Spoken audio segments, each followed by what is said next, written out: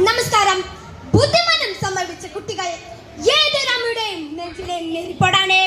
ആ എരിയുന്ന നെരിപ്പോടിൽ നിന്നും ഉയർക്കൊണ്ട ദുഃഖം ഒരമ്മയുടെ തീരാ ദുഃഖം. കൊല്ലുന്നതെങ്ങനെ? മലയാളത്തിന്റെ പ്രശസ്ത കവയിത്രി സുഗതകുമാരിയുടെ മനുഷ്യ മനസാക്ഷിക്ക് മുന്നിൽ അനാവരണം ചെയ്ത കൊല്ലുന്നതെങ്ങനെ എന്ന കവിതയുടെ രംഗാവിഷ്കാരം.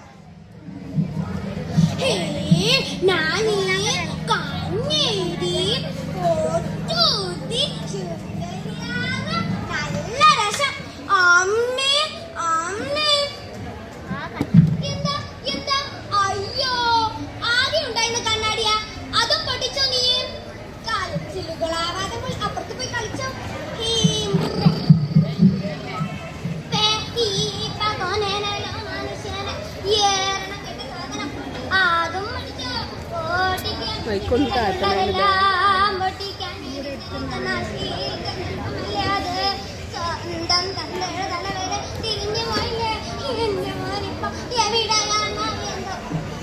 മതി, എന്റെ കുഞ്ഞിനെ ഇങ്ങനെ ശാപിച്ചതേ.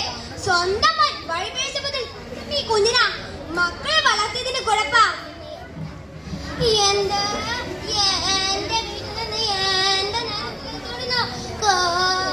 എന്റെ വിരൽ ഈ പയറിങ്ങുന്നുണ്ട് ശീലിരുന്നുകൊണ്ട് മൂഷിട്ടാ ചെയ്തിട്ടാ എന്നെ ഇങ്ങനെ ശിക്ഷിക്കുന്നത്.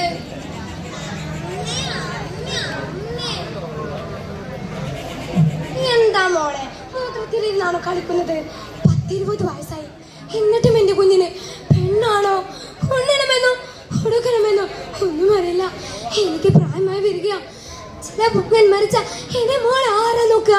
ആരവളെ കുളിപ്പിക്കുക? ആരും ഉണ്ടാവില്ല. ഈ ലോകം മൊത്തം ദുഷ്ടന്മാരാണ്. ചിലപ്പോൾ ഞാൻ മരിച്ചെന്ന് കേട്ടാൽ അയാൾ വരും. അയാൾ വന്നാൽ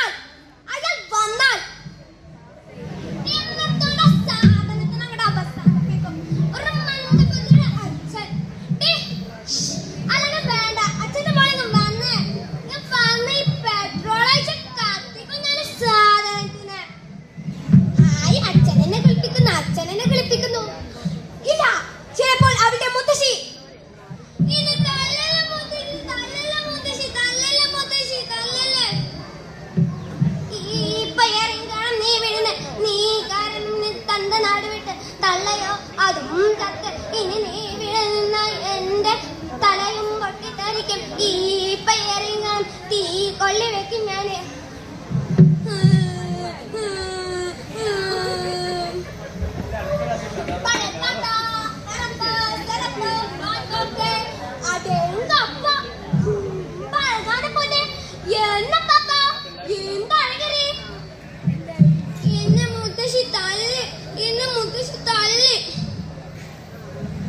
തള്ളക്കൂടാം ആരുമില്ല. ഇല്ല, എന്റെ മോളെ ഞാൻ ആർക്കും വിട്ടുകൊടുക്കില്ല.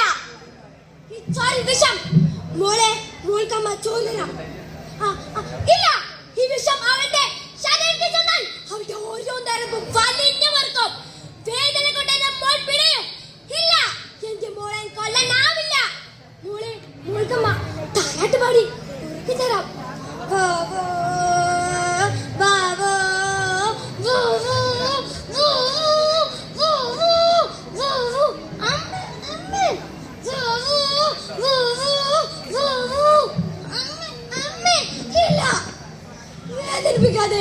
കരയിപ്പിക്കാതെ ഞാൻ എങ്ങനെ എന്റെ മോളെ ഒന്ന് കൊല്ല? ഈ അമ്മയുടെ ദുഃഖം സമൂഹത്തിന്റെ തന്നെ ദുഃഖമാണ്. സാധാരണമല്ല, ഇവർക്ക് ആവശ്യം സ്നേഹമാണ്, സ്നേഹം മാത്രമാണ്. ഇവർ നമ്മളിൽ ഒരാളെ കാണാൻ ശ്രമിക്കുക.